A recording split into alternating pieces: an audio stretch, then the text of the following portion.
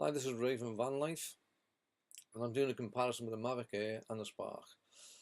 On this section, I'm trying to do the active track. Now, as you can see, I've got it on. The Mavic Air is turning, but it's not actually following me. I tried this all day and wasn't that successful at all. I was having to use the joystick to catch me up all the time, and then try it again, again, and again. So I bring it up to be level with me again to try again. So I'm the one on a bike. I know on the Mavic it does not show the bike, or it hasn't showed it while I've been there. So the Spark does. So I don't know if it's just something I'm doing, but everything I'm doing seems to be right to what everyone else is doing. So I'm trying to set it off again to follow me. And as you can see, it'll probably turn, but it still won't follow me. So I decided to bring it closer and see if that will help. Because for the last 4 minutes when I'm not being shown on video, I've been trying to square myself off and get the go, but still no luck. See, I'm still trying to press it, get the go button, and nothing's happening. Now, as you can see, it'll turn, but won't follow. Now, I don't know if there's a trace thing on it, so I don't know if that means it's just set so it will turn and not follow, which is not a tracker. But I couldn't get it to do on tracker anyway. It would just do what it's doing now.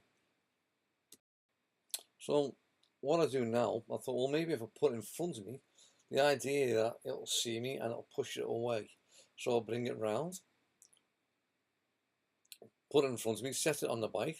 I'm hoping that when I'm cycling forward, it'll get me from the front, and the idea that the Mavic will back up. It's got the awareness on the back of the thing, so it doesn't matter. So that's what I decided to do. There I am there on the bike, just trying to set myself up. I've set it is bumpy, but I've set the controller stuck to the bike, so it's not as easy as you think. So that's what I'm doing now. Now I'm trying to set it up again, putting a square around it, hoping I get go. Don't get it whatsoever, and I start again. Now, so I start off on the bike, hoping that the Mavic will move back, which it's doing, which I'm delighted at. So it's actually sort of got it. I still didn't get to go. I just got a little round circle on me. Couldn't do the square I asked, but at least it's going. But I'd really like some consistency with it, so I do know when something's going to work. So as you can see now, it's going round. It's going to follow me from the behind, which is still okay. The whole idea is I want it to follow me. It'd be nice if sometimes I could get a front shot. I'm not sure if I'm doing something wrong, so I could be doing something wrong. Now, as I'm driving up here, there's kids behind on the bike. Now, I wasn't sure whether the Mavic got caught with these two kids, so I'm sort of looking at the control, and I can see these two green circles. And what it is it's spotting these kids where it can spot more than one person, right? These two kids got on it, and the kids are coming up now.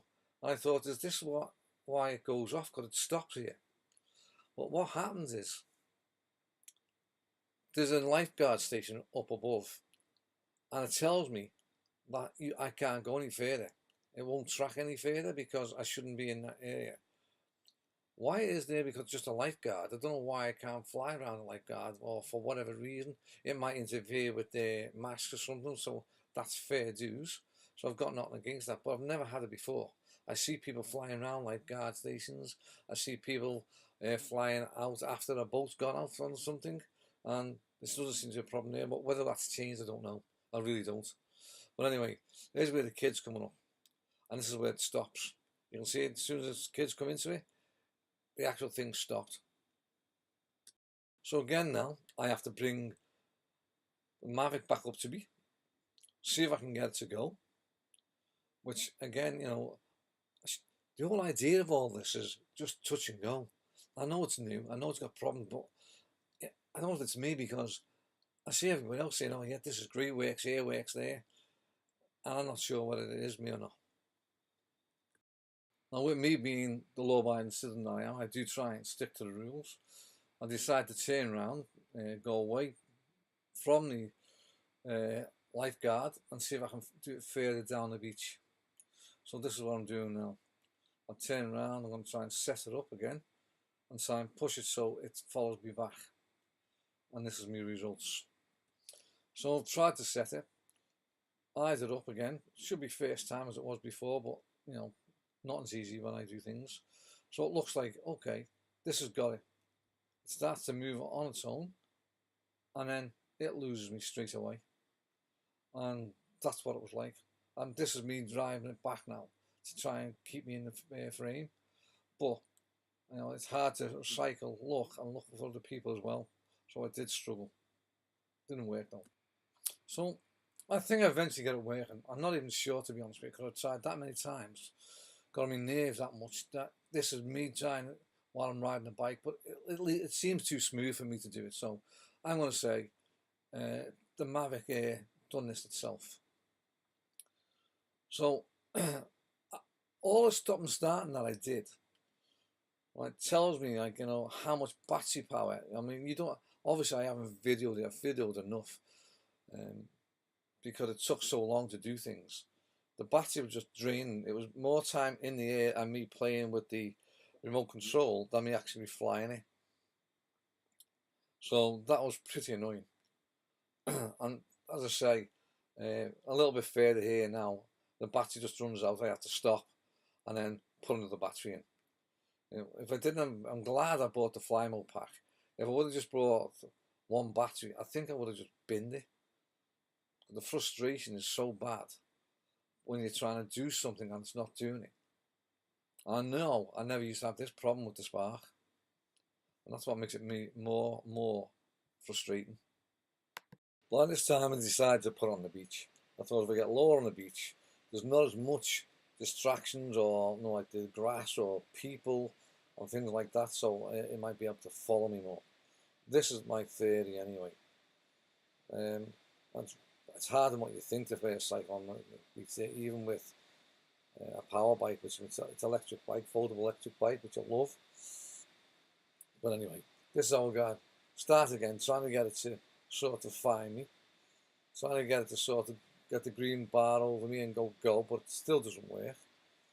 And then I thought, okay, it might just hit and hope it is. This is just hit and hope by this time. So off I go. As I said, it's harder than what you think to cycle on.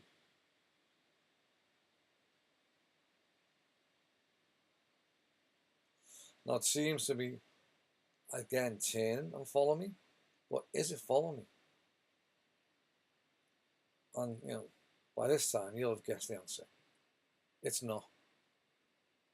Not at all. There is a lot more footage what I can show you, but I'm not doing. And you'll thank me for that. So, at the end of the day, it didn't work. So, after 3 rolls of, 3 batteries, it didn't work. It didn't do nothing for me.